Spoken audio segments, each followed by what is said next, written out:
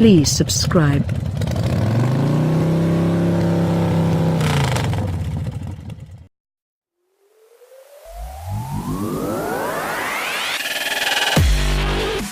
When Mercedes first introduced the CLS for the 2006 model year, we thought it was one of the best-looking cars Mercedes had ever built. The second-generation CLS showed up for 2012 with a more controversial design that reinvigorated sagging sales.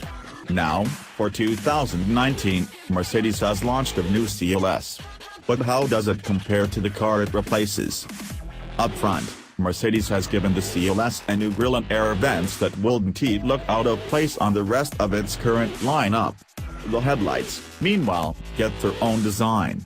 At the moment, they help the CLS stand out, but considering how similar they look to the A-Class prototypes we've been seeing running around, that may not be the case for long.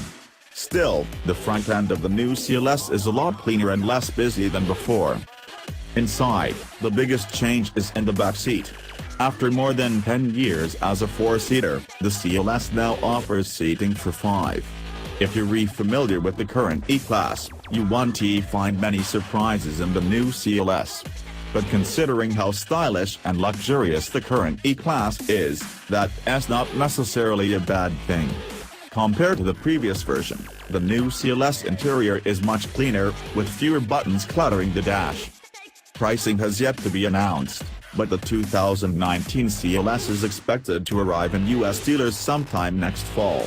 It will come in both rear and all-wheel drive configurations, first as the CLS 450 and later in AMG-tuned CLS 53 form.